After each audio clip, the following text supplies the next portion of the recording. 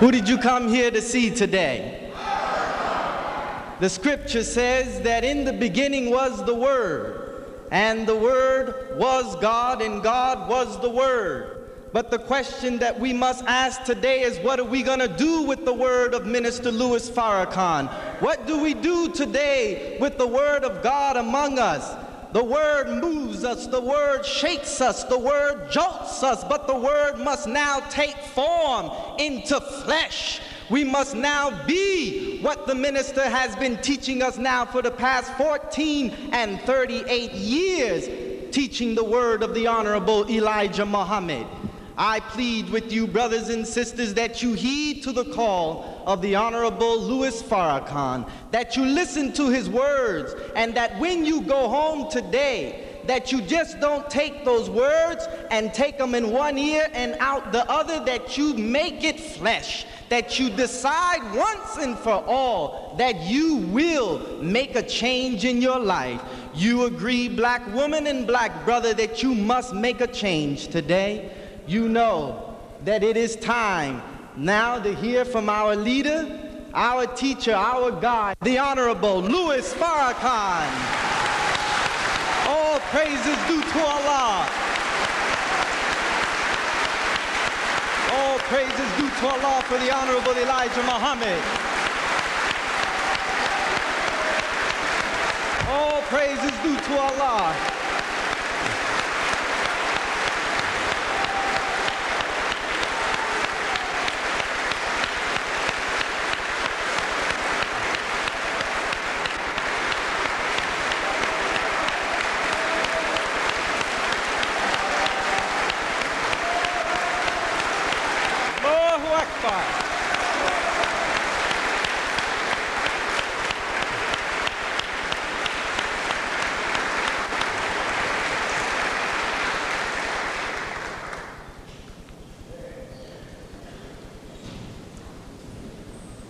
In the name of Allah, the Beneficent, the Merciful, the one God, to whom all praise is due, the Lord of the worlds. To Allah alone do we submit and seek refuge. I bear witness that there is no God but Allah, and I bear witness that Muhammad is his messenger.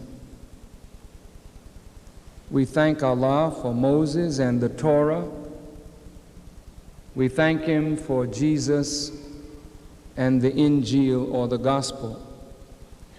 We thank him for Muhammad and the Holy Quran. Peace be upon all of these worthy servants of God.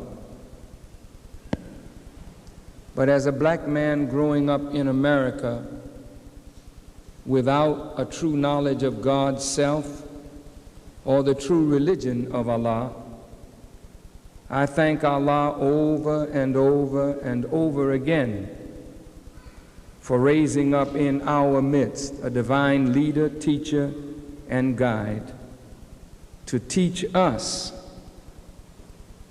the deprived and mentally dead black people of America, the knowledge of self and others.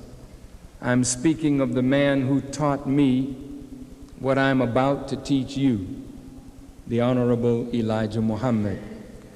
And I greet you, all of you, with the greeting words of peace. Assalamu alaikum. I'm very happy and thankful to Allah to be back at Mosque Maryam.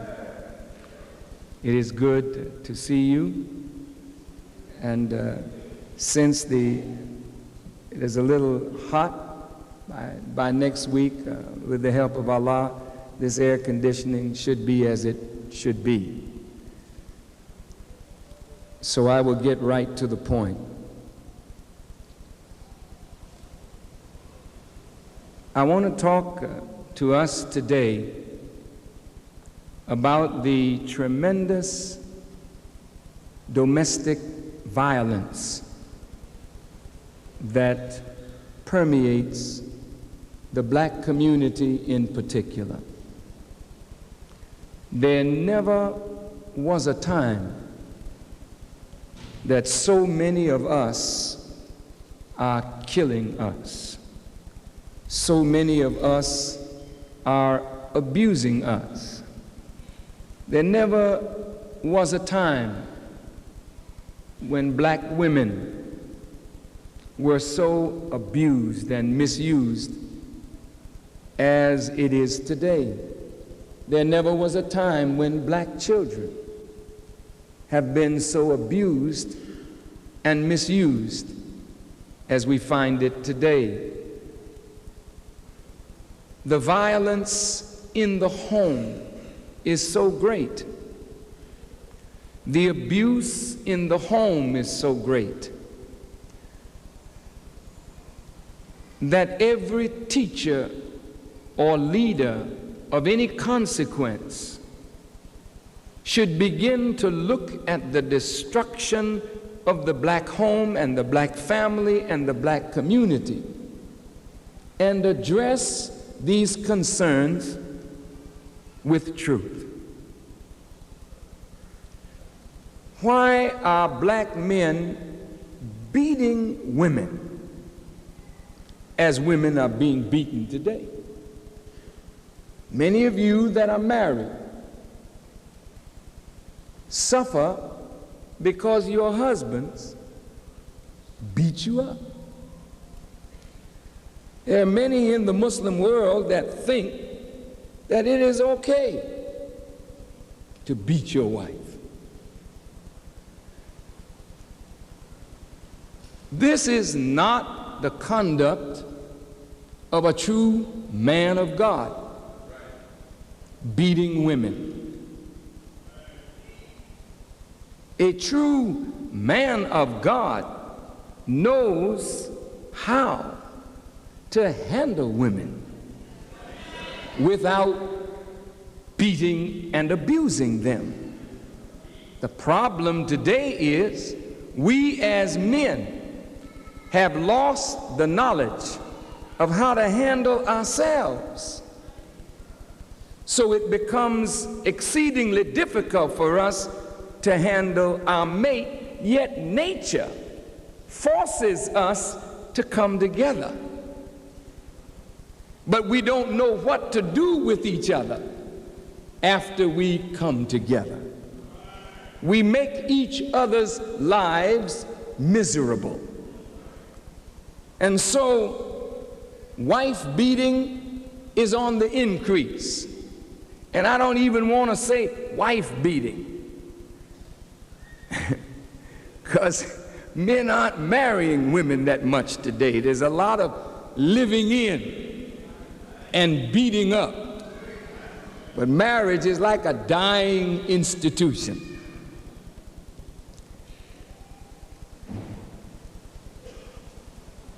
What is the cause of this? We know we got the problem, but we want to get to the root cause of why there is this ever-increasing domestic violence. You may not want to believe this, but not only is this happening in the black community, but it is happening on an increasing scale in the white community and in the community of so-called civilized peoples of the earth. Female abuse, child abuse, not only violence in terms of physical punishment, but sexual assault in the home. Men sneaking up on their own biological daughters. Fathers abusing their stepdaughters,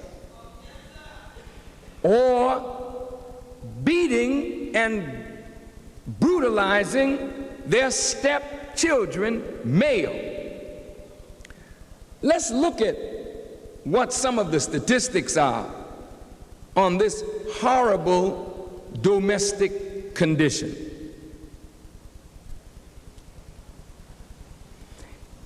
According to Dr. Morris Jeff, who writes A Crisis in Black Sexual Politics, he says, quote, "It is now evident that murders are not committed for the most part by strangers. To the contrary, a person is more likely to be a victim of murder at the hands of a friend, a relative, an acquaintance, or a lover." Let's stop there a minute.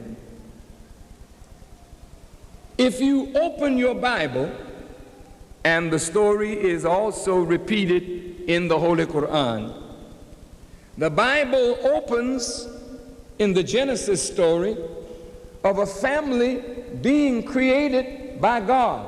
Adam, Eve, Cain, Abel. The first violence took place between two brothers. In the same family, one brother killing his brother. In the Bible again, you have the story of Joseph and his brethren. It's not outside the family, it's right in the family where envy, jealousy, enmity, strife causes members of the family to come together to kill Joseph. They agreed, however, to put him in a pit and to sell him off into bondage. Family members. Look at the prophet David and his son Absalom. It wasn't an outsider that became his great enemy. It was someone from his own loins. And when you get into the New Testament and you look at Jesus, you find it wasn't an outsider that betrayed Jesus. It was one of the members of his own circle of disciples. In the history of Prophet Muhammad, peace be upon him, Allah says to the prophet, "Among your wives and your children, there is an enemy for you, so be aware of them." You have not had an enemy till an enemy rises up right out of your own loins. You have not had an enemy until the woman that you sleep with or the man with whom you sleep becomes your mortal enemy. Because those closest to you observe you, learn your weaknesses, and then use your weaknesses with your enemies to help destroy. All of this is written in family. In the history of Prophet Muhammad and the history of Islam, it is hypocrisy among believers that led to the death of the third caliph of Islam, Uthman. It is hypocrisy among the believers that led to the murder of Ali. It is hypocrisy among the believers that led to the murder of Hussein. And wickedness among a family, but a spiritual family, that led to the desire to kill the very bloodline of the prophet. Now, these things are not on the page of history for conjecture, for what was, is. And if we do not deal with what is effectively, it shall be.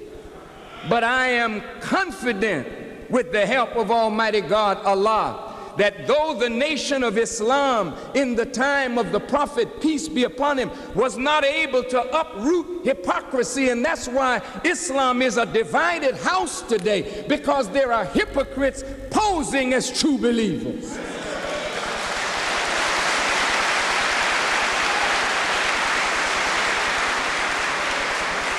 But today, Allah will manifest all hypocrisy. And every low-lifed family member, whether it be the wife or the husband, whether it be the son or the daughter-in-law or the son-in-law, nobody will escape manifestation today. For the scripture says, whatsoever is done in the dark, he will bring it out into the light. And in this day, God intends to set the mother-in-law at variance with the daughter-in-law, and the son-in-law at variance with the father-in-law, and they of a man's own household will be his worst enemies, and two will be laying in the bed, and God will take one and he will leave one. This is Bible. Two will be grinding at the mill, and God will take one and he will leave one. The Quran says, if your mother or your father, your kinfolk are dearer to you, if business is dearer to you than obedience to Allah and his messenger, then wait till Allah brings his command to pass.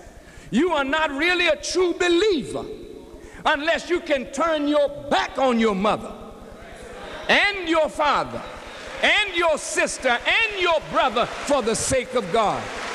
Listen, I didn't say disrespect your mother.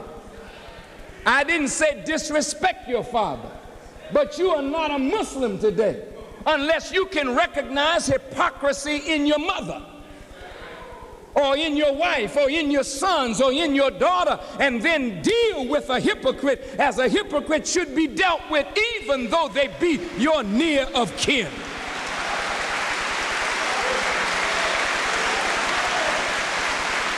We like to tolerate the hypocrisy in our families, the wickedness in our families, because that's our family, and become hard on others whom we don't look at as family. But I want to tell you something. God don't care nothing about your bloodline. God will wipe out all kind of bloodlines. God is more interested in the line of faith and the line of spirit. This is why today no Muslim can think because you wear the name of Allah that will keep you preserved.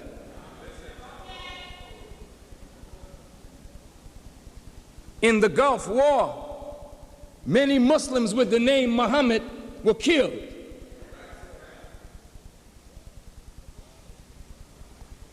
The world of Islam is in confusion. Why? Because they followed the path of the Prophet? No. Because of deviation from his path. And unless we, as Muslims or Christians or believers in God, come back to the path of God, we will never be able to correct the wrongs in our own lives and in our families as well as in our communities. Now, so if murder is more likely to take place not between strangers but between friends and relatives and acquaintances or lovers, and males between the ages of 15 and 44 are the most vulnerable of all. Those between 20 and 24 are even more susceptible to be murdered.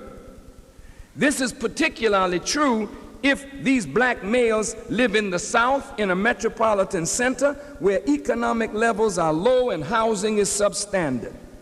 As a victim, the black male is likely to be killed by another black male who is 3 to 4 years younger, and the weapon used is primarily a gun.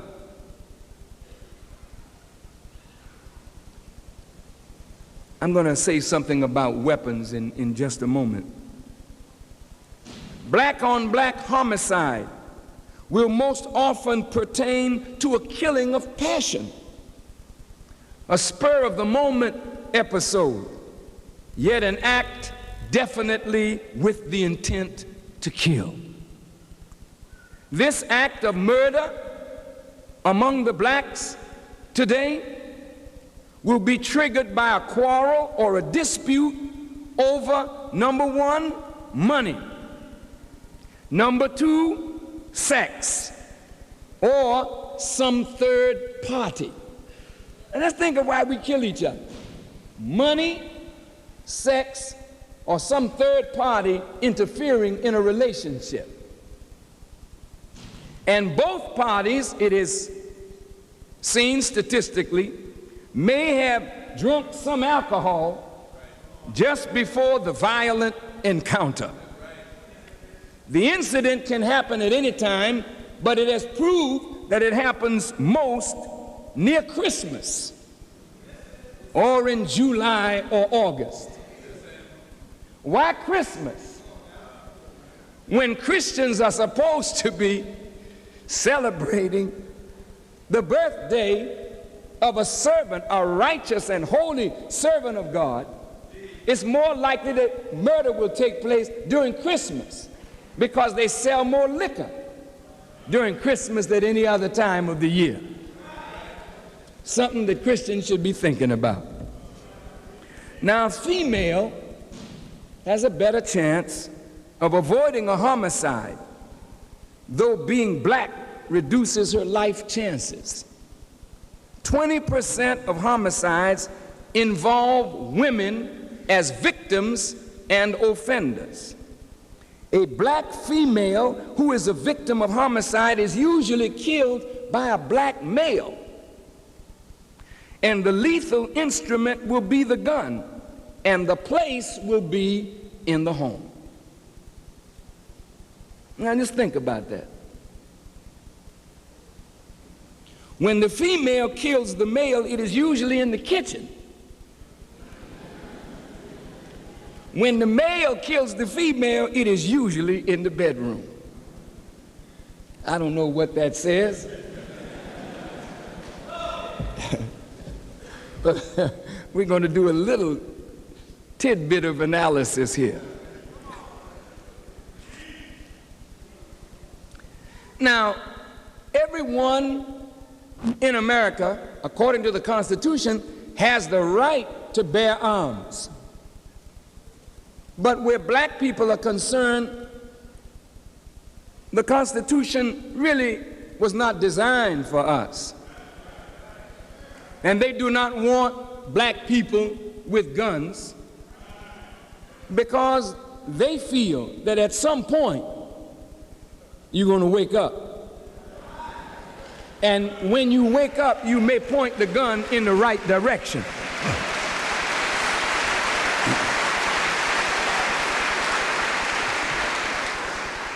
But the Honorable Elijah Muhammad did not want us with any weapons. Not because he wanted us to be defenseless in the face of our oppressor, but he wanted us without weapons because he knew the tendency in us to settle all our disputes with a gun.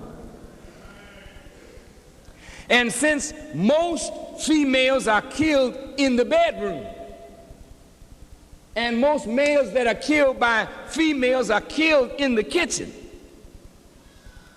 that means she uses a knife, usually the kitchen knife, the one that you use to carve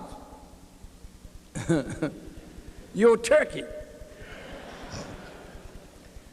She carves her husband. Usually in the bedroom is where the arguments, those violent male-female arguments take place, and usually we got a gun somewhere in the bedroom. And in passion, you reach for the gun, boom, wife gone, husband gone. So the Honorable Elijah Muhammad said, take all weapons out of your house. Why? So that we could be defenseless? No. So that we could build the intelligence to deal with our problems properly and not rely on a weapon to solve our problem. Most of the people who are in prison today, having killed some friend, some neighbor, some husband or wife, are living in intense regret because they really didn't want to do it, but in anger they did it. And if the weapon were not there, they might not have done it. Now, you know, people have all kind of reasons why they say we do these things. But most of the reasons that the social scientists give are really not adequate. They say it's due to dense population. Overcrowding is the instigating source of homicide. That's a sick answer. We don't agree with that answer. We are disproportionately represented in homicide statistics because we are constrained from expressing our will to be in direct control of the course of our own destiny. It's getting closer to the truth. The black-on-black homicide statistic is a barometer of our oppression here in America. We live in a white-dominated system that on one hand enforces a prohibition against taking out aggression on white people who frustrate and oppress us. You don't take out none of your frustration on white people. None of it. Yet, they are the oppressor. They are the exploiter. But you don't shoot none of them. You don't attack none of them. In fact, the way you've been taught religion, your mind is so messed up till you can hardly see yourself shooting somebody white. But you can see yourself in a second shooting somebody black. In fact, you constantly say, I'll shoot that nigga. I'll kill that nigga. But you don't say, I'll kill that hunky. Or I'll kill that white man. You don't talk like that.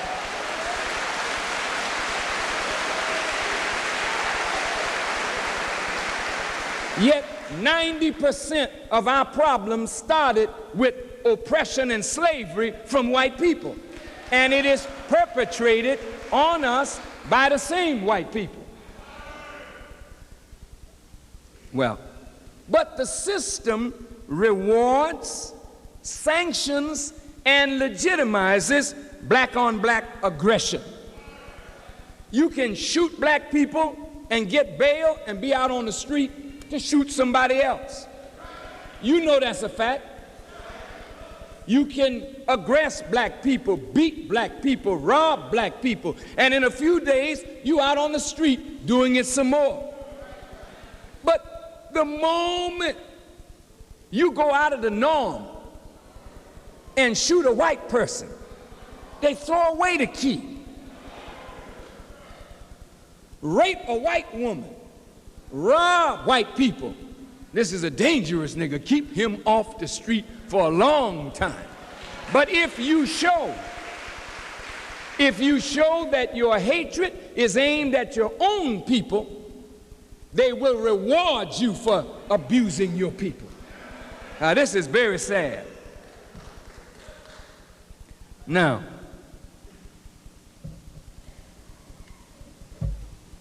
here's some other problems in this domestic violence. We want to try to wrap it all together. Hopefully, it'll make sense to you. 1 out of every 9 black men is a homosexual.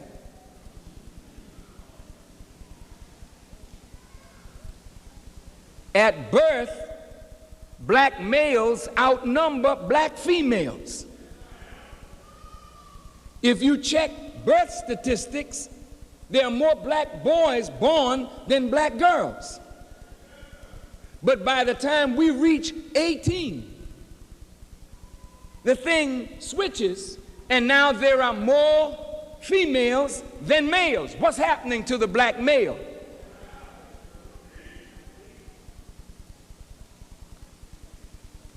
As the black male is being systematically destroyed, one black man out of 9 becoming a homosexual is hurting the cause of the advancement of the people. We cannot afford to lose one black man to murder, suicide, prison, or homosexuality.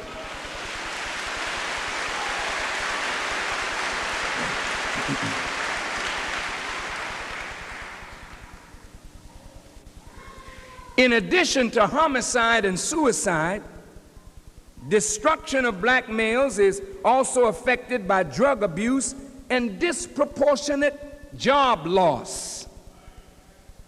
Most of the brothers can hardly find a job.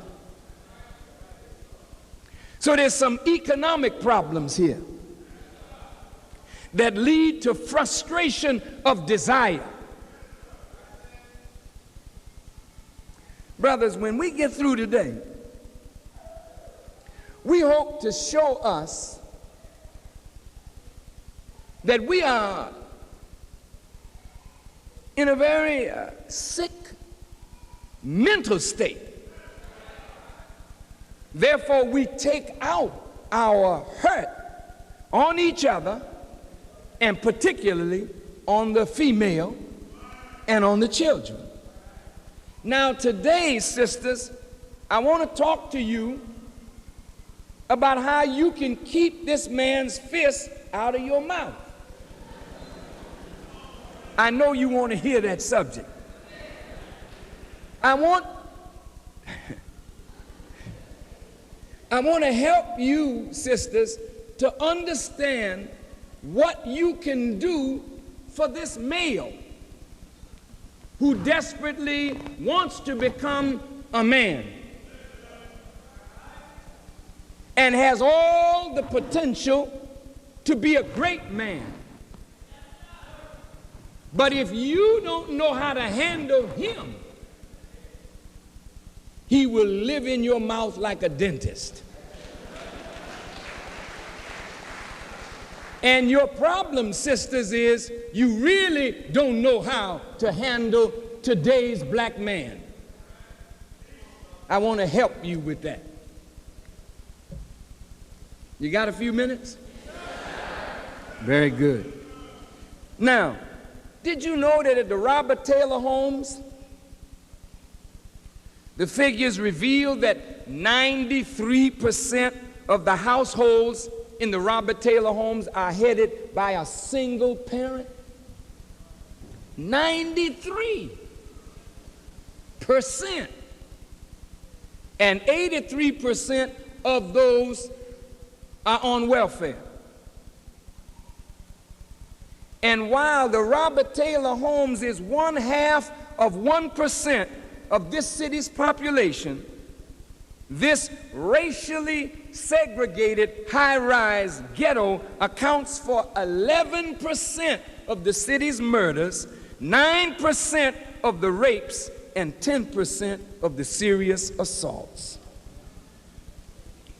Now, let's take a look at child abuse and then go right to the causes. When you have black men who don't have jobs, it's very difficult for them to stay in a home that constantly reminds them of their impotence. So they flee the home. And most of you sisters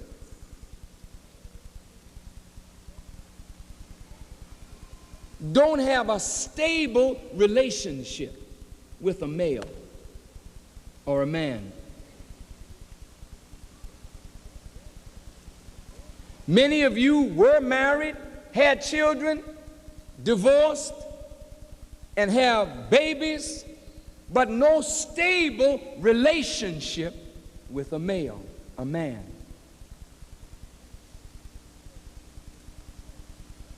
So men are just abandoning and neglecting their children. That's a form of abuse. Brothers, we make babies, right? But we have a responsibility, don't we? But if you don't have a job, no way to make a dollar, men don't want to stay there and face the fact, I can't hack it, man. So you leave the woman. She can get on welfare. You out of it. You gone. But the sex drive doesn't diminish because you don't have a job. In fact, the sex drive may increase because every avenue of pleasure is closed to you except the avenue that you can control, which is sex. That's terrible. So the more sex you have, the worse you feel about it, because babies are coming, abortion is increasing. Some of the sisters don't really want no baby from none of us. Say, no, I don't want no baby. Not from you or nobody else. So the abortion clinic is full of black women killing their babies. Is that right? You don't call that abuse, child abuse. You don't even call it murder. You just say, I took care of business so I could continue to play. Let's look at this. Most abuse of children in the home is at the hands of females, usually mothers, usually very young. Most of you sisters that have a baby before you mature, you really weren't psychologically ready, emotionally ready for a child, but you got one because sexually you were, how should I put this? I want to say it exactly right. You know, you live in a society where sex is so worshiped that you can't turn on the radio. Sex is in every song, every rap that you young people recite. The lyrics are low down, filthy, terrible. You can't learn your lessons, but you can learn the rap. You can learn the filth. And the way you show how down you are is to say it along with the artist and don't miss a beat, with all the low down expression and the body movement to go along with it. So sex is being fed into the young men and young women, and their natural drive is being increased to the point where they have no more control over their own bodies. Oh, it's a hell of a thing. You can't tell these young girls and boys we shouldn't commit fornication. You can't tell that to grown men and women. Don't say we shouldn't commit adultery. That is the law. Satan has gone under the law of Moses and Jesus and Muhammad and has tapped the very law of nature itself. I want you to listen to me. Muslims, when Satan said to Allah, I'm going to come after them in thy straight path, I'll come to them from before them, from behind them, from their left side and from their right side, and you won't find most of them thankful. I'll make all of them deviate. Look, The law of God is right. We shouldn't commit fornication. We shouldn't commit adultery. These are acts that destroy family, destroys the peace of homes, and it breaks the brotherhood. Huh? But when you live in a society that constantly is feeding the sex drive, and then there's no monitoring male-female relations, people fall in love and you leave them alone without chaperone, without supervision, then the law of nature subverts the law of you shouldn't commit fornication. You all not watching your children. You're too busy watching soaps. You all not watching your young people. You're too busy pursuing a living. And you think your youngsters are watching themselves?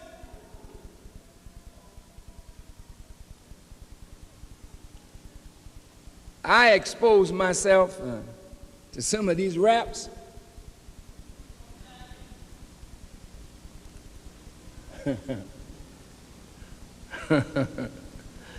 And to some of the stuff that's on the radio today. I tell you what it made me want to do. I got so angry. I just want to grab the rapper and rip out his throat. But I know it's not his fault. He's just following the trend. You have become human swine. Let me just get it right to you. Just human pigs. Yeah, a female swine and a male swine. Yeah. You're lovers of filth and indecency. You don't have a nose, sisters. You have a snout like a swine. No, I want you to listen to me. Don't get upset, Piggly Wiggly.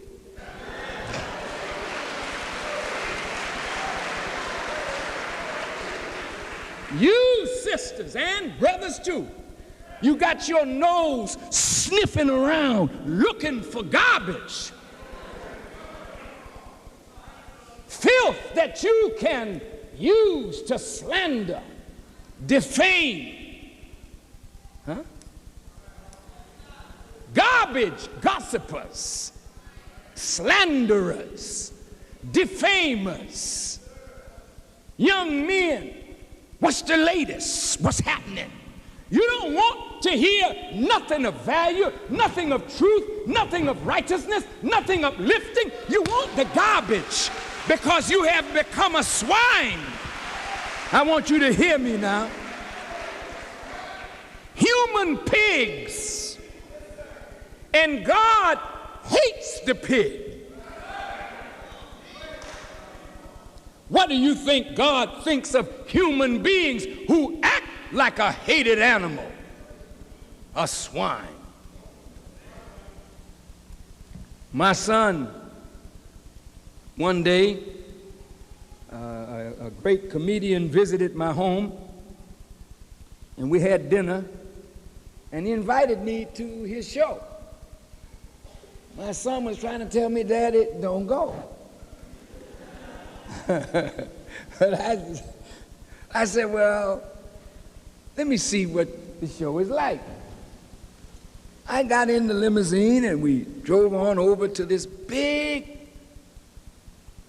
stadium that basketball teams play in. Place was packed. And my little brother got up to do his act. And it was kind of raunchy. Not kind of raunchy. It was pretty rough. I stopped looking at him. I started looking at the people. Because this was not funny to me. As I started looking at women, That's what I'm talking about, sisters, you. They were eating up the filth. Wow!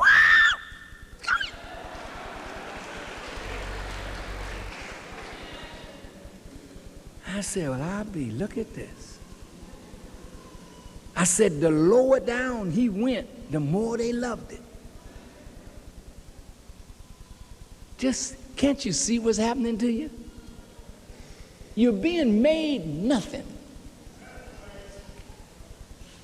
When somebody feeds you filth and you love it, and Jesus said, as a man thinketh in his heart, so is he. Then what have we become?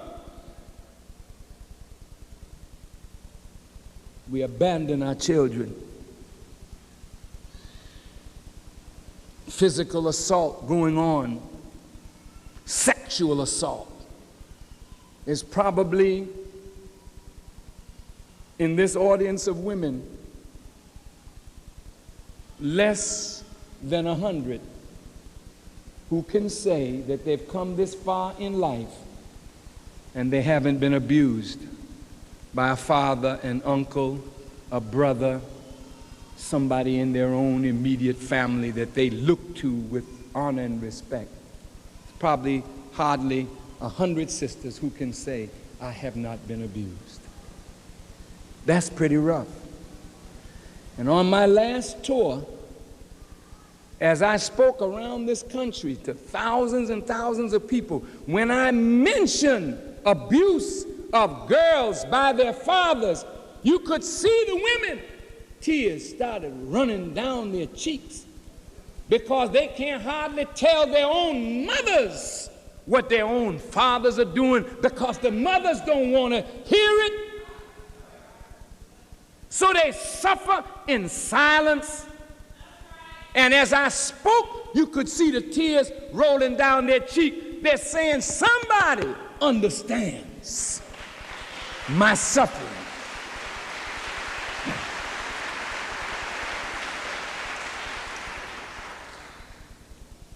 Now, most often, the males who are abusive to the children are not biologically related to the children, but are in a relationship with the female head of the household. If the male lives there, it is usually temporary. His presence is then followed by a period of time where there is no male presence. Then a different male is brought into the home. Now look at what you're doing, sisters. This cycle creates confusion among the children as to the authority in the home, and it creates resentment as well. Do you know what it does to a male child to hear his mother carrying on in the next room with a strange man that is not his father? Do you know what you're doing? You don't care no more. We have become so much like animals that we will bring a man into the home knowing that your children are there, and you'll put the children to look at the TV while you go in the next room.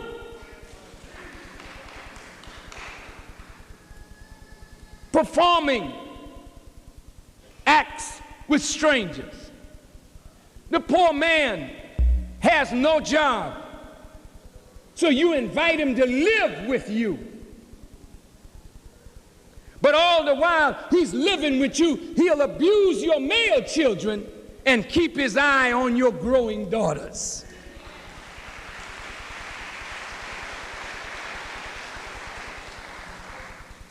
Did you know that young male children are actually ordered out of the home at a young age, even 8 or 9 years old?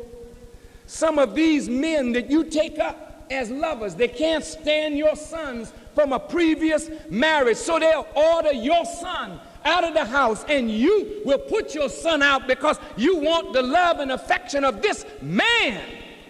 and your son is in the street at 8 or 9 years old, he don't have no peace in that house, because when he comes, he sees his mother in a degraded condition. Some of these young boys and girls see their mother and father, or the mother and the lover, cutting up drugs and cocaine in the kitchen. Sisters, brothers, this is not make-believe. This is real. This is happening. Some of you are so silly, you'll smoke your reefer and blow the reefer in the face of your children. Some of you are so silly, you'll pour a drink for yourself and give one to your little children. You don't know what alcohol is doing to you, what reefer and cigarette is doing to you, but you do it to your children, because your ignorance and death you pass on to your children. Very often a child is assaulted or killed merely because he or she is present at the outbreak of violence between the male and female adults. Man. In other words, black children are in an environment where they have no one with the desire and the power to protect them. In a recent article in the paper, a Chicago man was charged late Monday with killing his girlfriend and her 2 children and setting their bodies on fire in their South Side home. This is really sick. The lady's name is Wanda Gardner, and the man stabbed her twice in the chest at her home on South Damon Avenue. Gardner's 2 children, Bathsheba, 14, a student at Hirsch High School, and Quentin, 11, a student at St. Callistus Grammar School, was strangled to death. Then this man set the house on fire, burned the bodies. Now look, I'm just about ready to go after causes, and then we can close this out. But beloved brothers and sisters, a black man was found recently frying his 3-month-old baby in a skillet because she wouldn't stop crying. Today, if you chastise your children, the neighbors call, they come and they snatch your children from you. So we got all these problems, our babies in foster homes, our babies on the state because somebody said we were abusive. And then that means that those of us who want to discipline our children and discipline them properly, we get afraid to discipline your own children for fear that somebody's going to charge you with child abuse. It was an elderly West Indian lady who was a dear friend of my mother. She was not a well-educated woman, but she was brilliant. And she put all her children through college. She was beating her child one day, and the neighbors called the police. And when the police came, she invited them in. The boy was hiding under the bed. And in her beautiful West Indian accent, she said, "Are you Irish?" He said, "Yes." He said, "Did your mother beat you?" He said, "Yes." "And did your father beat you too?" He said, "Yes." "Mm-hmm. Well, I beat in mine." She said, "I beat in mine so that you one day won't have to put that stick on him or put that gun on him."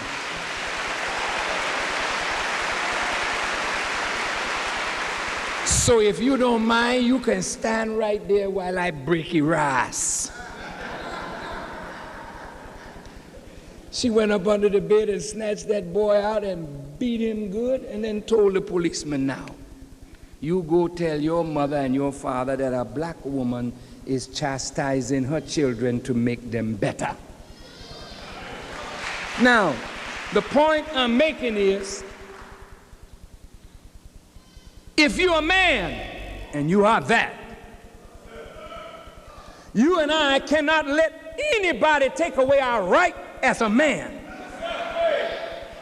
If you're a man and you have the capacity to father, today we want to show you, brother, that you can not only make children, but you can make money in a proper way to support your children. You do not have to abandon them and leave your wives alone to rear the children by herself. How did all this madness come about?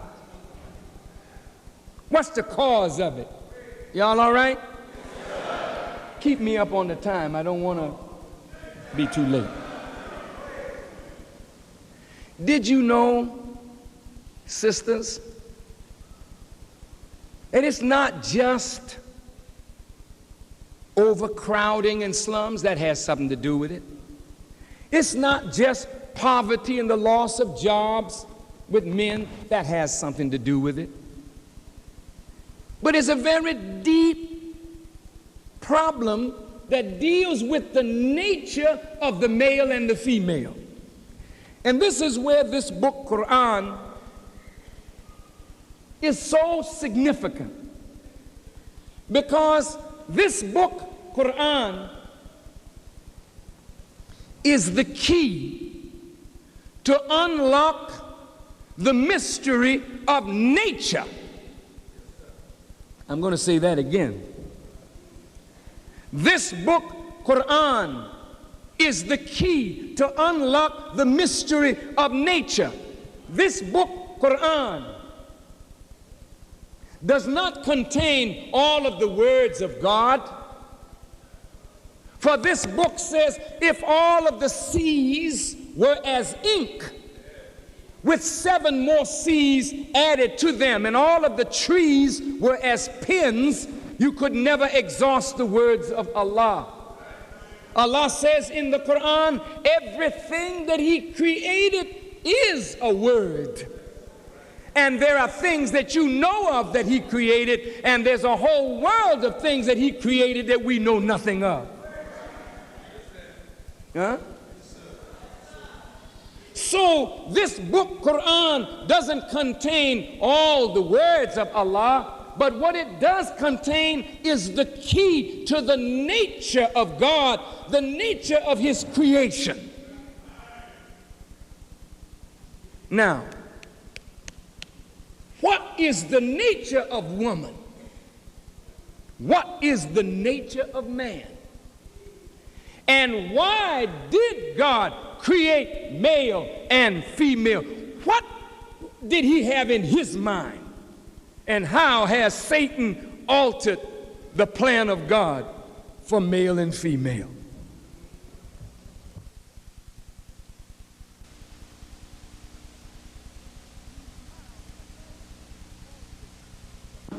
And how has Satan altered the plan of God for male and female?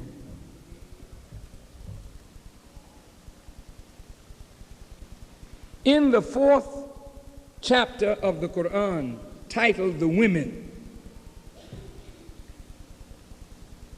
Allah says,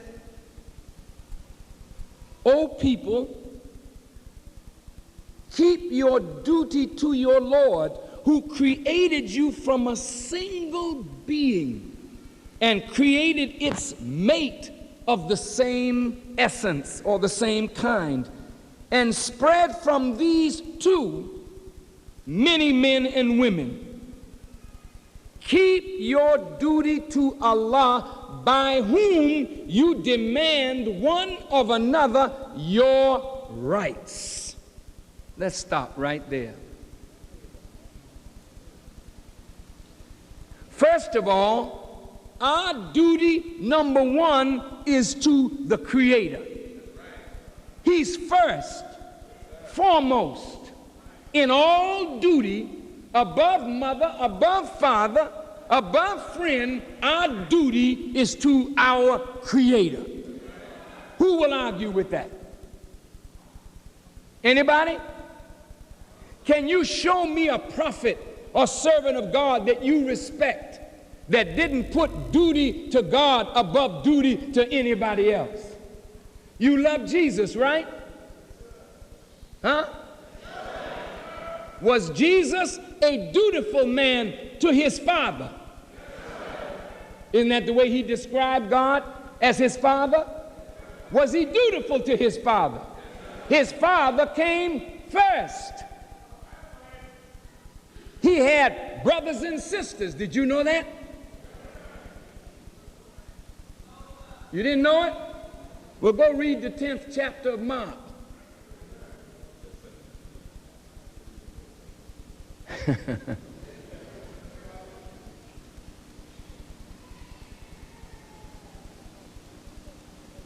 A man came to Jesus and said, your mother and your brothers are outside and they desire to speak with you.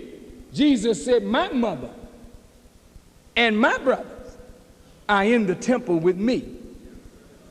And in another place he said, my brother is he who doeth the will of my Father. So he was telling us that even though that's my mother, if she's not in this with me,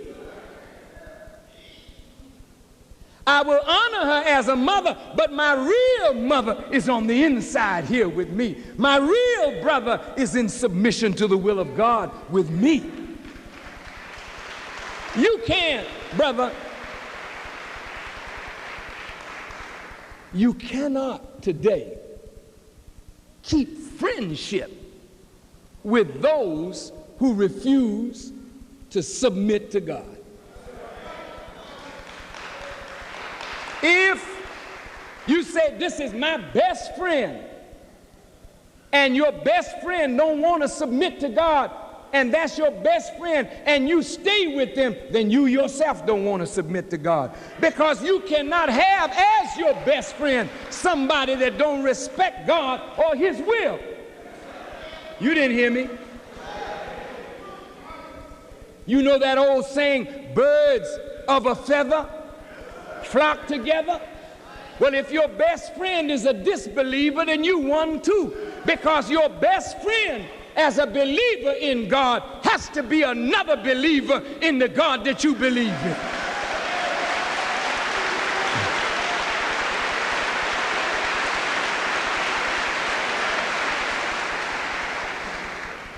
The Quran says, those of you who take friends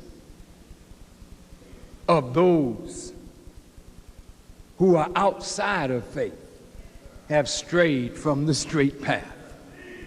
Yeah.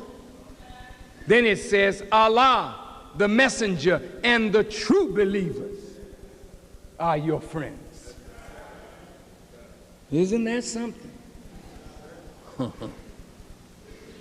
Well, brothers and sisters, where are we going with this?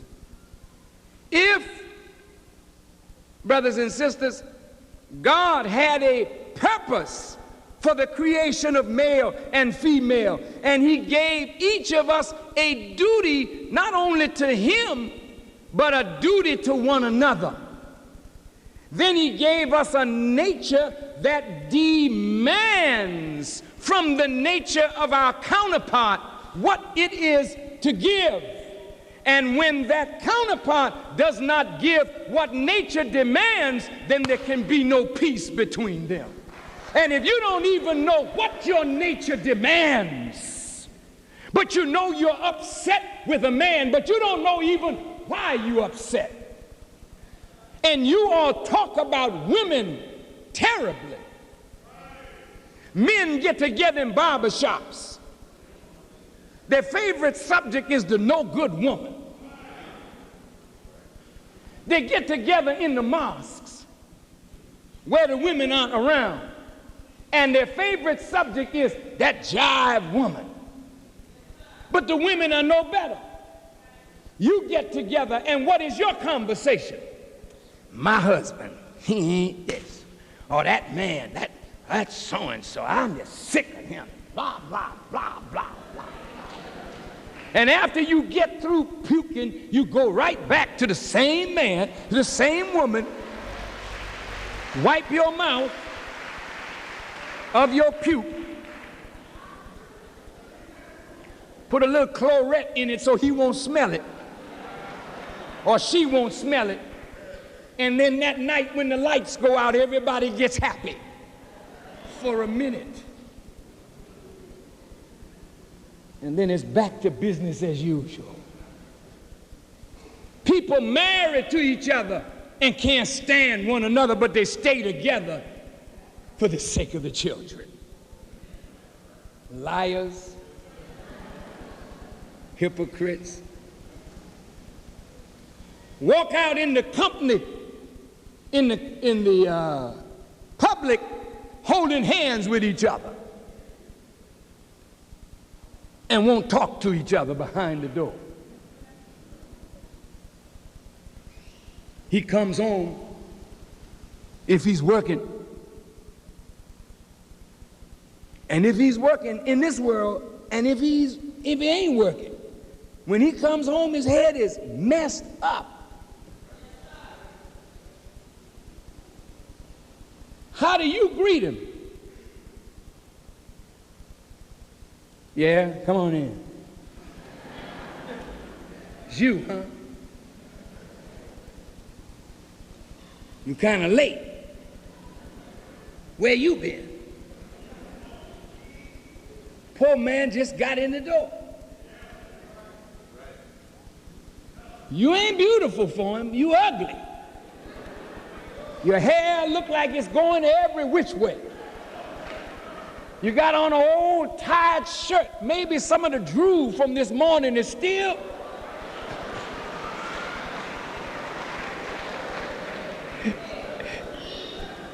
I know it's not that bad, sisters. I know it's not that bad. But you look a wreck. That's my point. He got to come home to a wreck.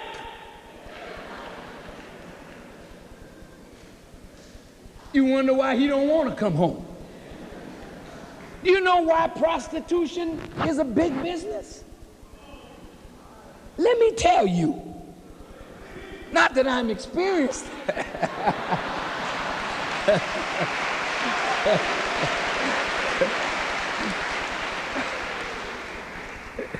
But you know, prostitution is getting to be heavy, big money.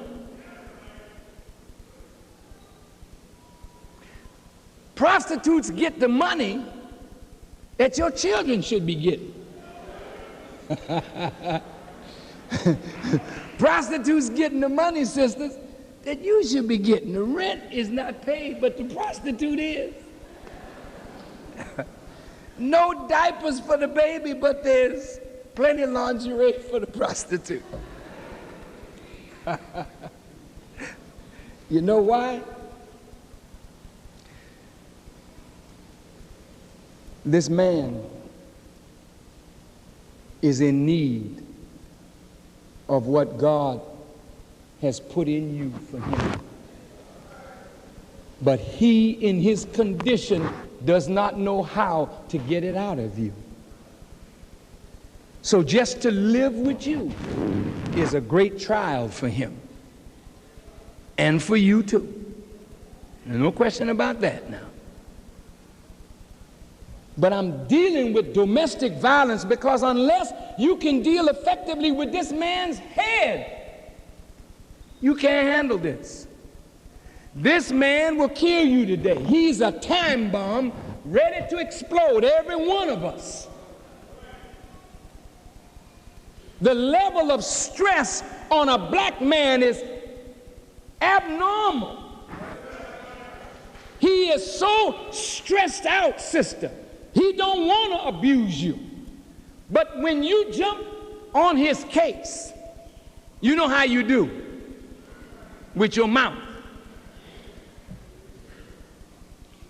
He feels he just can't take it no more. And all his frustration he takes out on you and the children. What is the demand of nature in the man of you? And what is the demand in the nature of the woman for the man? Did you know that in the Quran it says men are the maintainers of women with what Allah has made some of them to excel others, and with what they spend out of their wealth. Men are the maintainers of women. That's a very heavy statement. Women today say, I don't need no man to maintain me.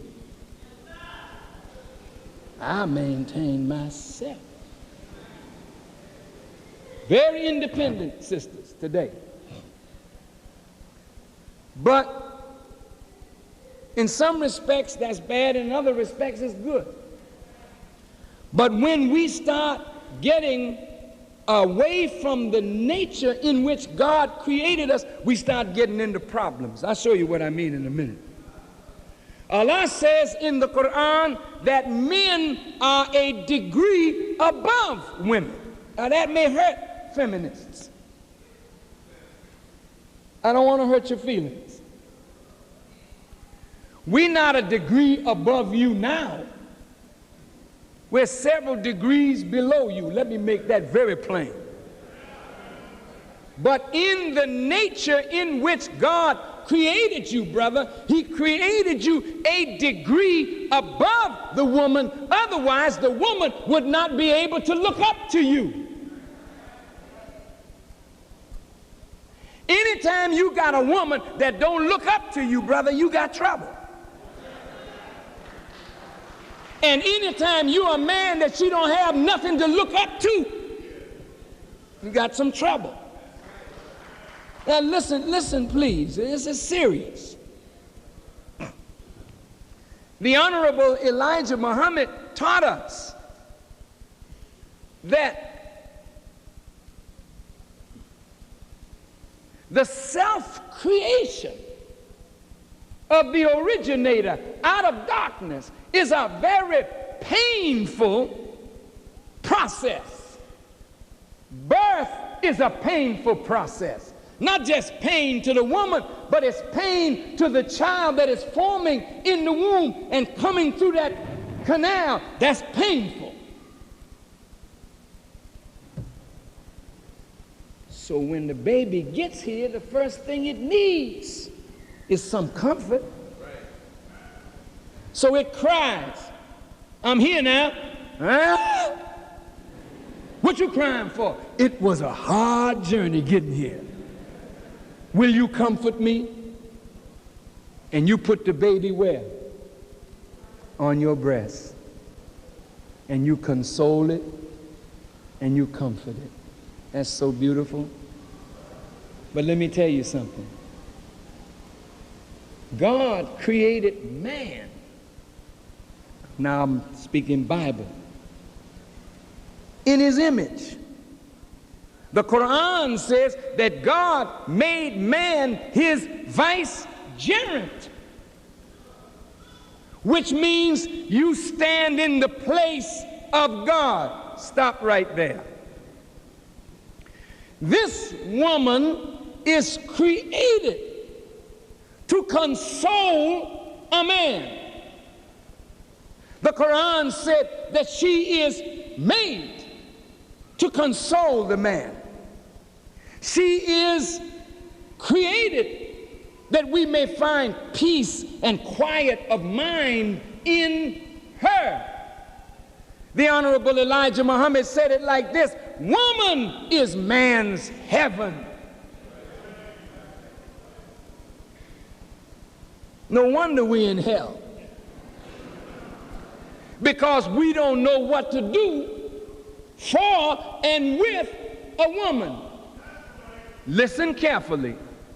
Allah says He is the source of peace.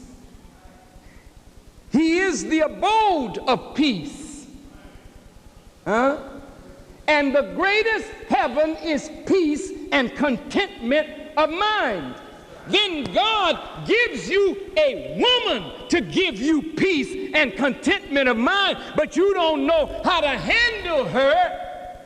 Therefore, we end up what? With no peace, no contentment of mind. We in constant hell with our woman because we don't know how to bring out of her what is in her nature for us. And let me tell you something, brothers.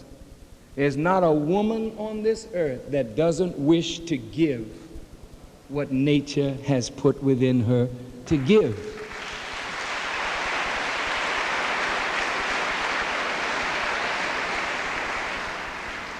However, we must give first in order to get. You ever see a man go to a well? He drops his bucket down, he don't get nothing, because he has to prime it first. You got to put something in order to get something out. And if you know what to put in here, you get out what God put in her for us. Let's see if this is true. The Quran says, men are the maintainers of women. What does maintenance mean here? To keep in existence or continuance. That's very heavy. It is a man's job to keep the woman in existence and in continuance. It is his duty to preserve her. It is his duty to keep her in due condition. It is his duty to keep her in operation and in force in the nature in which God created her to be. Oh man, that's a heavy responsibility. This is not dealing with money now, it's dealing with her head. It's dealing with her essence. It is dealing with her nature. You always want to deal with her from the navel down. You don't want to deal with her from the neck up.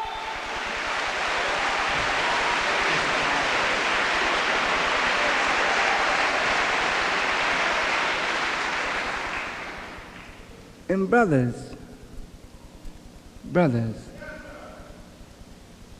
she resents that. A woman resents a man only looking at her as an object of pleasure when God created her as a very serious manifestation of his own wisdom. Yeah. I hope you'll bear with me a few more minutes.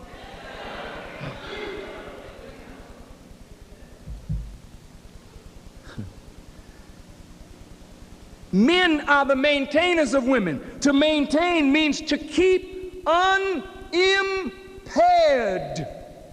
We are to keep her in the nature in which God created her.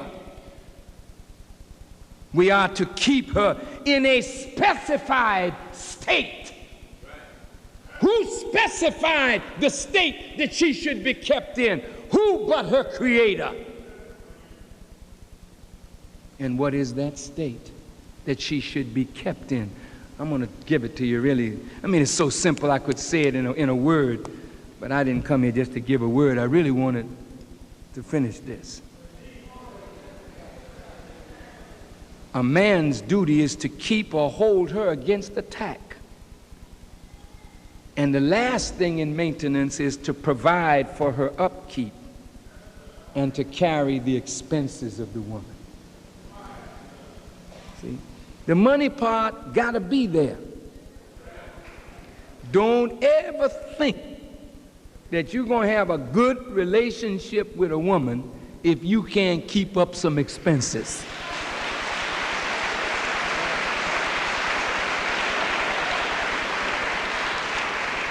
But at the same time, sister, in today's world where the man has to struggle so much for what little he gets, you have to keep your desires in line with what this man is able to afford, lest your desires drive him to do the wrong thing just to please you.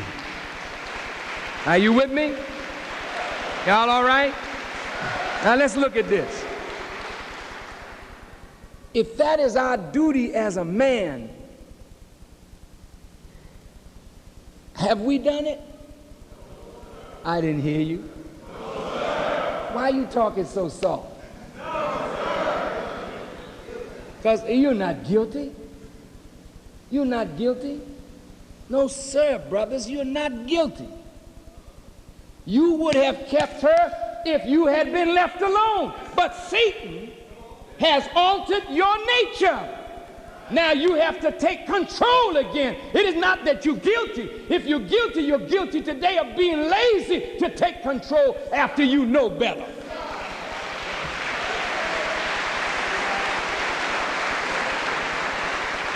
No, brothers, you are not guilty. Sisters, they are not guilty. I'll tell you why in a minute. If a man's duty is to preserve and protect you and to upkeep you and to keep you in the specified state that God has made for you, this is why men fight over women. But you fight over her for the wrong reason. A man should die before he let a stranger contaminate his woman. A man should kill. You didn't hear me, brothers. I'll say it again, brother. We ought to be #1 killers on the earth to keep any man away from our woman.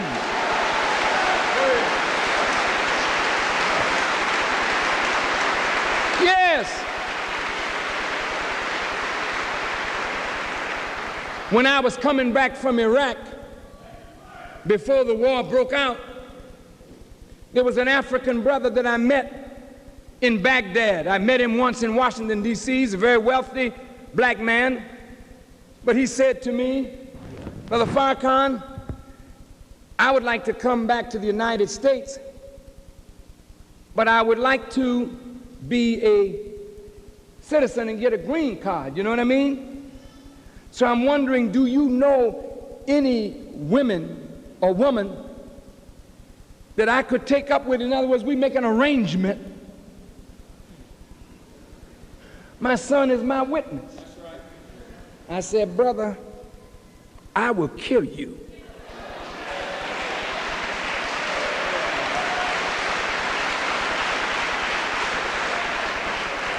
And he's a black man like myself.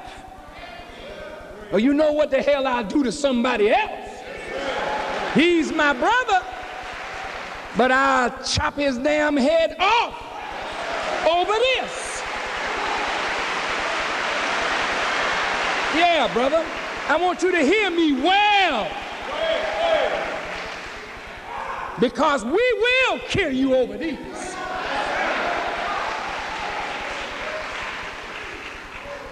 Any of you that want protection, you come here. Yeah, we'll kill concrete over you.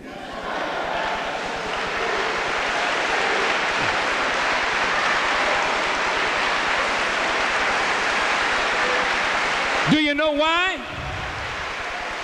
A man is not worth anything if he will not protect the woman that gives birth to his own nation.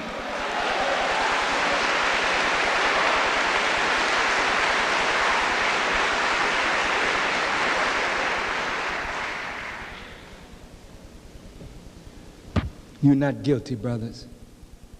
You are a conquered male. And when the white man comes into our society and he goes to war with the men of that society that he may have free access to your woman.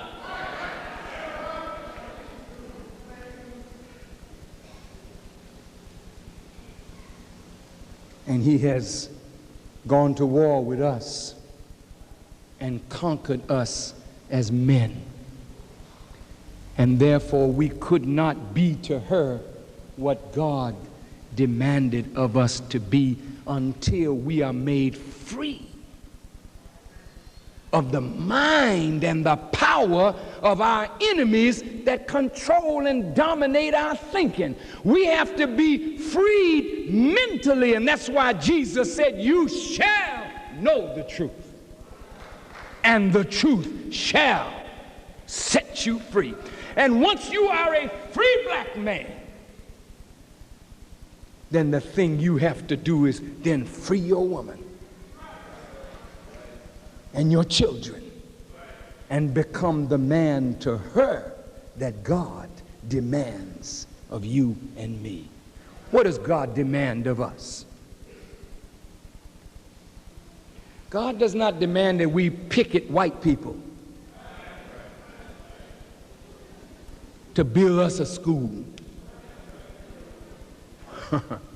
God don't demand for us as men to pick up a picket sign and go downtown and say, "We want justice." If we are men, we'll get our heads together and take justice. We'll give ourselves justice. God does not ask a man to ask another man for freedom. God gives us the right to be free, and any man that want to be free, he'll earn his freedom by his own blood and sweat.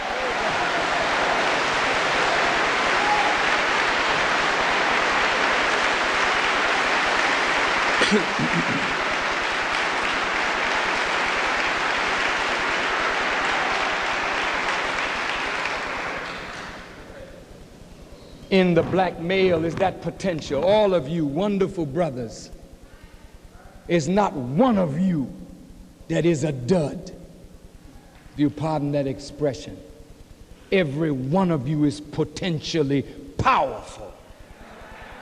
But you have to stop destroying yourself and one another, and you have to come into the knowledge that will allow you to be what God has created you to be. You can't be it without knowledge. Y'all all right?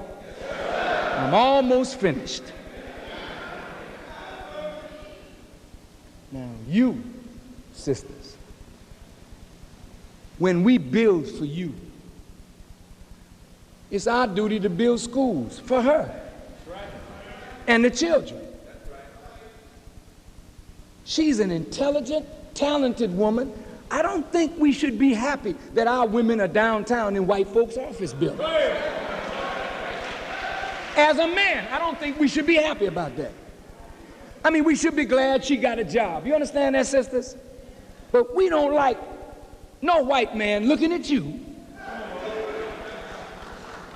or any other man for that matter, and you going to work for him, smiling at him because he giving you a job, and frowning at us because we can't produce what I don't have in it. And then he's telling you these dirty jokes and hitting on you in his office building. We don't like that. As a man, brother, that chumps us off. But if we are the men that we believe we are, we establish schools. We say, okay, bring our children in there. Come on, teachers. Here's a job for you. Teach your babies. We as men set up factories. Sister got enough intelligence to run it. She's going to school. Then run your own factory. Let's create an environment in which our women can be protected. And in that environment, we crush our own men if they don't respect our own women.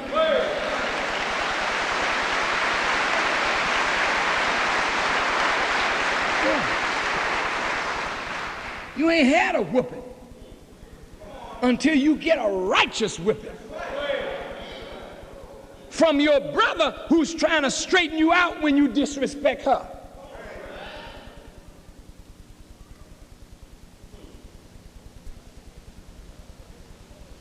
The Honorable Elijah Muhammad told me, and I'm going to say it straight like he said it.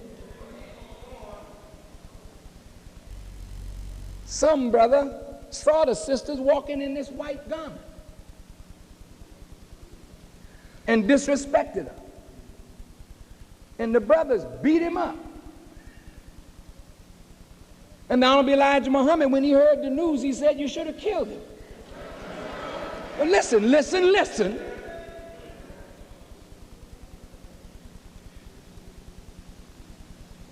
When you take his life over a woman that is virtuous, you did the right thing. Because a righteous woman is more valuable than silver and gold, brother.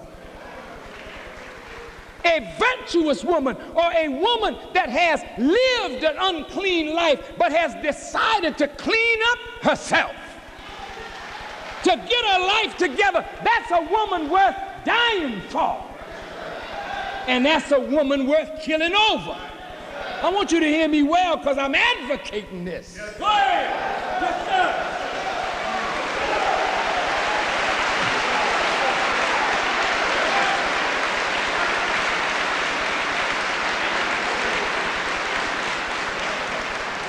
The women have to know that we love them, that we care about them, that we feel their hurt and their pain and their degradation, and we intend to do something about it.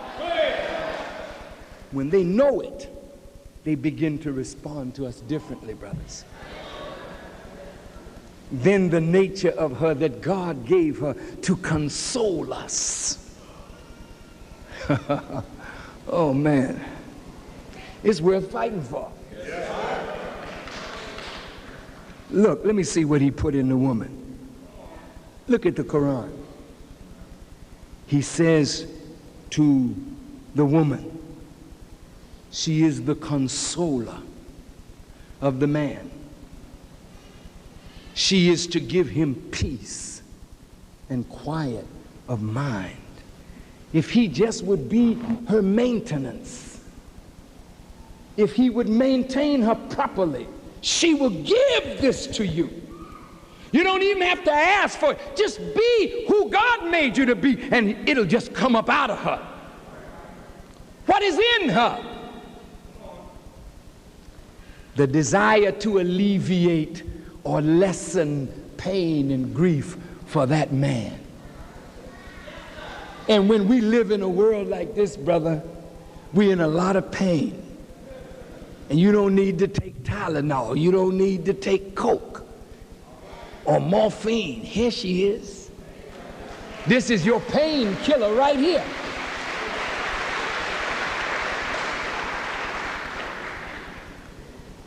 To console means to lessen sorrow or disappointment, to give solace or comfort, to cheer you up. What man in here doesn't need to be cheered up? But not cheered up because you're doing nothing. Cheered up because you're struggling to do something.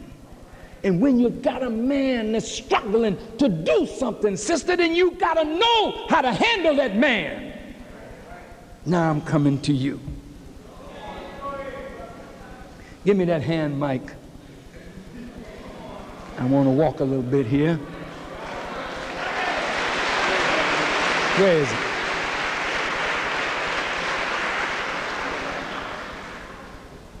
Sisters, you don't mind if I talk to you?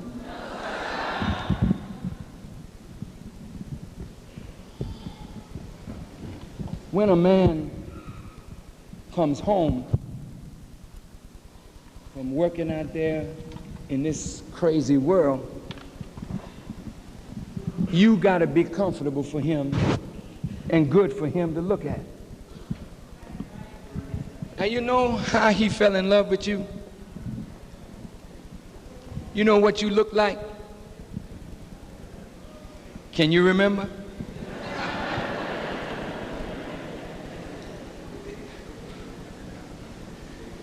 You got to try to keep yourself like that.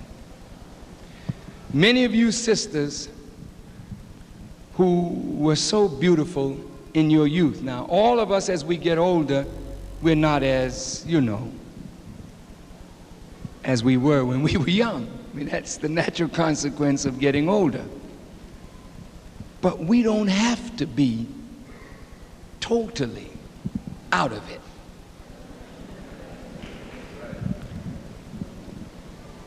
When a man looks at you, in his mind, he remembers you the way you were. He knows there are going to be changes.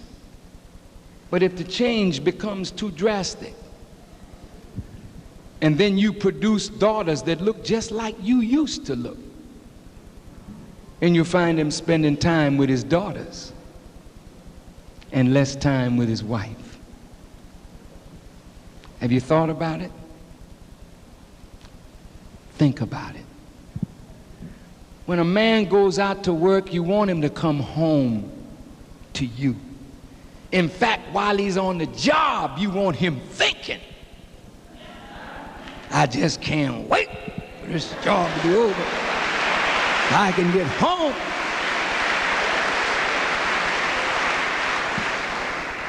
And the way to do that, sisters, is when he goes out to work, don't settle down in front of the TV looking at no soaps.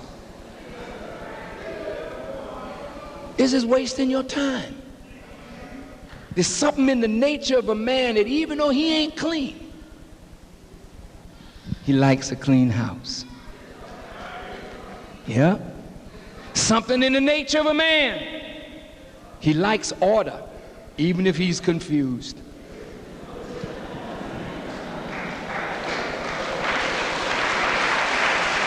So, when he comes home, I know, like my sister in Detroit, Aretha, said, all you want is a little respect. R-E-S-P-E-C-T. But if that man is working for you, then you have to do something to help him through. And the way you keep him in your house, keep yourself up. You see how that white woman is in the health club? My wife and I were down in the Caribbean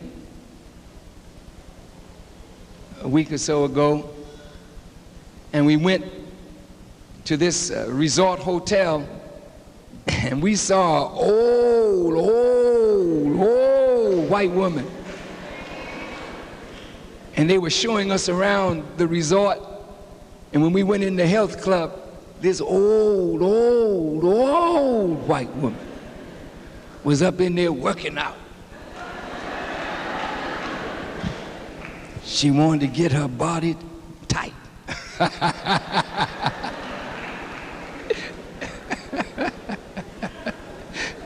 So somebody could wrap that body tight, I guess.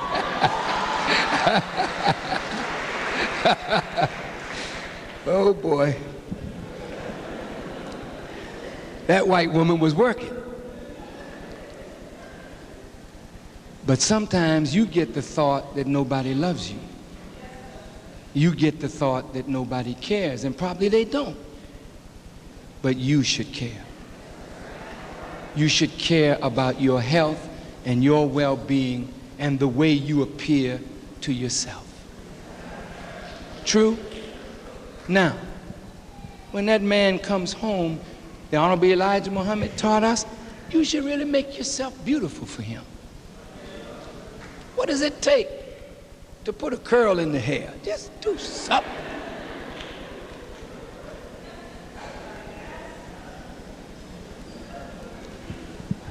What does it take to put on a little perfume and smell nice and look nice?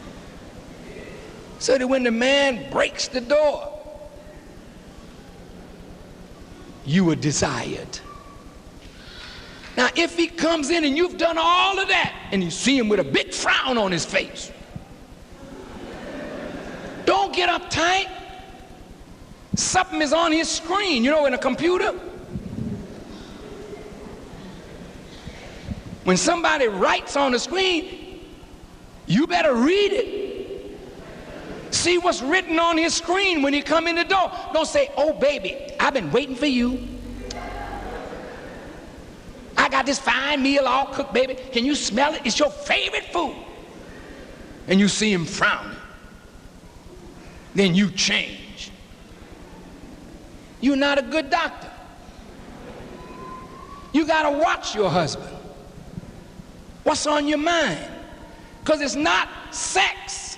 It's what's on his mind. That you got to clear the screen before you can write something else on the page. But if you don't know how to deal with his head, you lost him to the prostitute. She know how to deal with him. Hello, darling. She's smelling all sweet, acting all feminine, you know.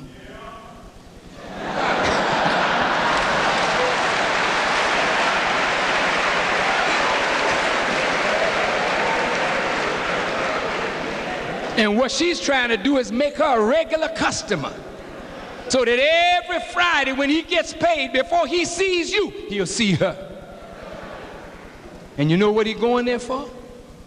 Some comfort, some consolation, some peace and contentment of mind that he could have gotten at home if you took time to analyze what's wrong with his mind.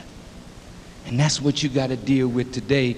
If you want abuse to stop in the house, then you got to become a small psychologist, even psychiatrist. And you don't need to go to no psychology course from Jung or what's that other boy? Freud and the other frauds.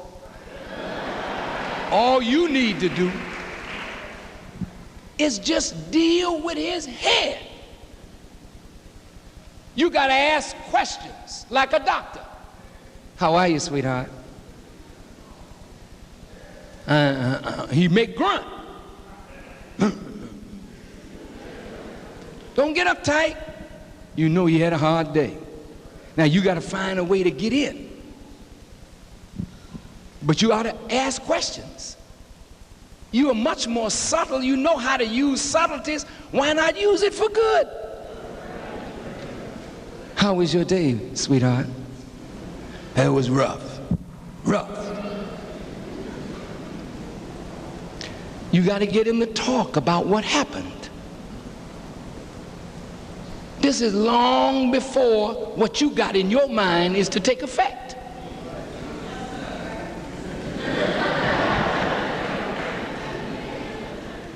I ain't got to say no more, right? If you handle his mind properly, I guarantee you there'll be less of this.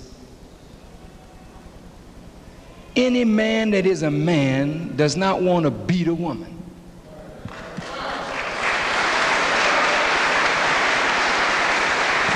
But sometimes, sisters, your mouth is so devastating. If he's not in control and he walks out, the poor man may hit you one blow and literally kill you, or cause you to go in the kitchen and get your turkey carver and start carving him. Sisters, what's demanded of you today, if you want success with a man, you have to deal with his mind. And this man here right now, he's a powder keg. Let me tell you why. Nature made every one of these brothers a potential producer. He's made to take the place of God. God wills and brings into existence what he wills. This man can only desire, but he lacks the power to bring into existence what he desires, so already he's frustrated.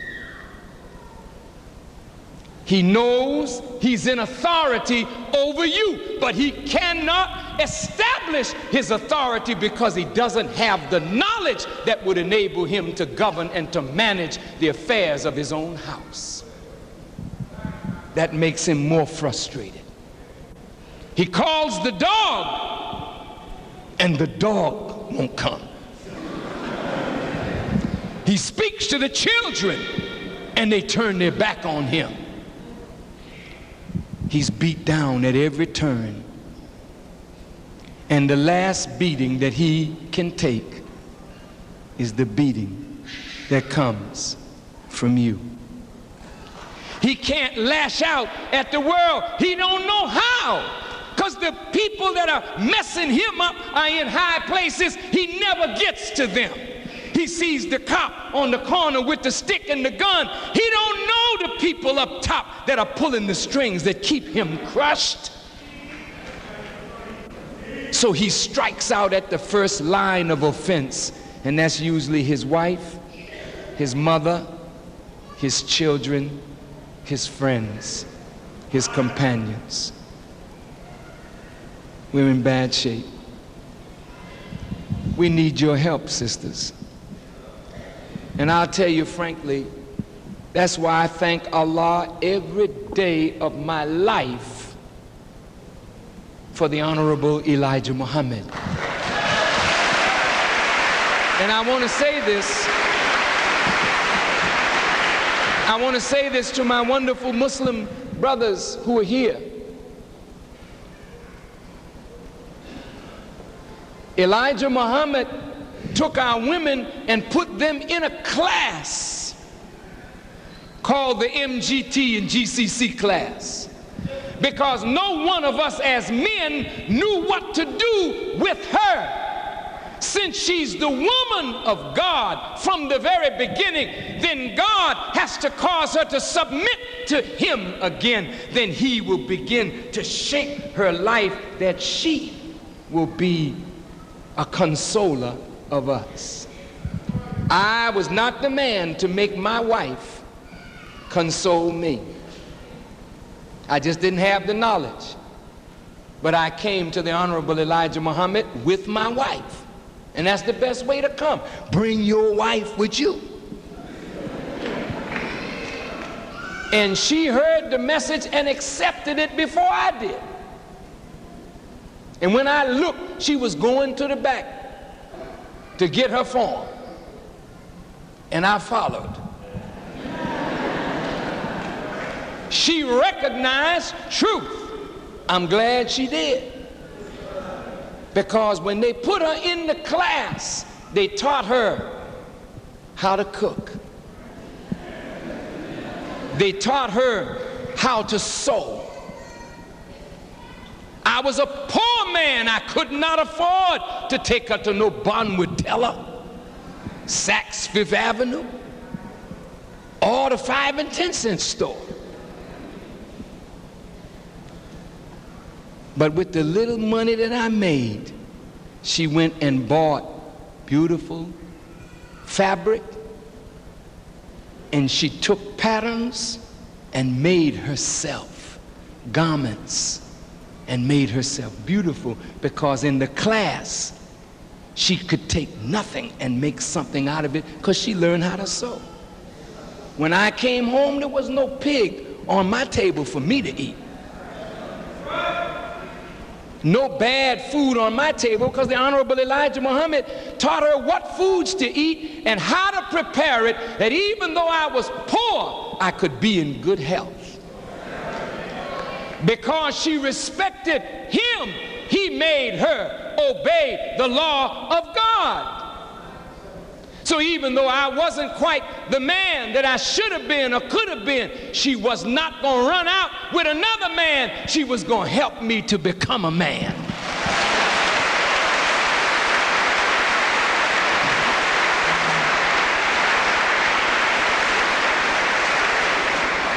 And in truth, today, my wife will do anything within reason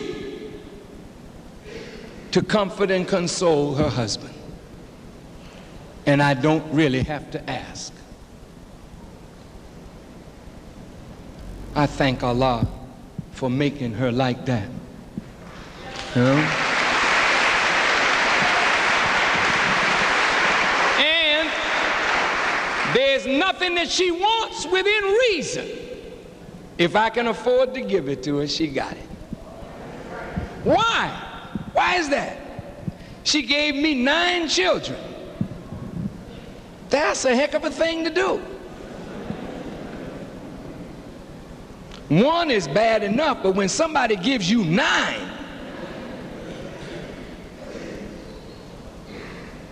and it got rough, because, you know, we didn't believe in no birth control.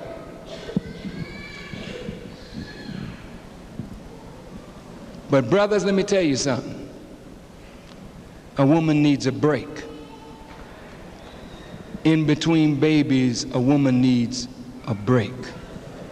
And when a woman starts having babies, one right behind another, believe me, it is affecting her mentally, psychologically, emotionally, and it's not good for her, it's not good for the children. Really, it just isn't. And there's no sense in one person trying to populate the world by themselves, you know. Give something for somebody else to do, you know. But after giving me 9 children, then of course life has gone by. But all the children are grown now.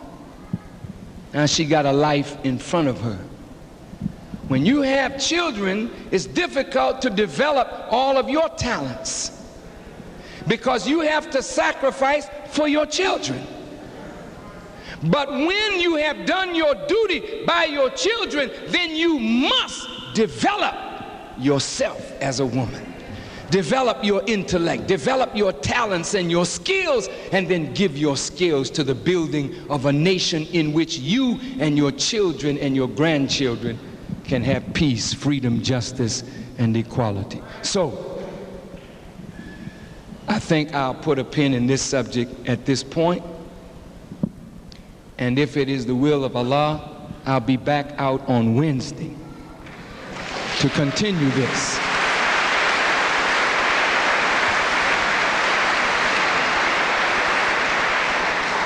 So let me close, and I don't want you to move, I just want you to bear with me. Let me close by saying, sisters, we have to stop the violence in the homes. We have to stop the man's violence against the female, and a lot of it you can prevent by being wise with the way you use your tongue. Please, sisters, those of you that have husbands, don't push them beyond what they can take. Please don't do that. Don't be selfish women. Any man that's a Muslim that is involved in this work, I'm speaking now for these brothers that are with me. We're not here to build no church. We are here to build a nation. We don't want integration in the white man's world. We want to build an independent nation for our people. That demands sacrifice. If a man is willing to sacrifice to build a nation, what kind of wife should he have?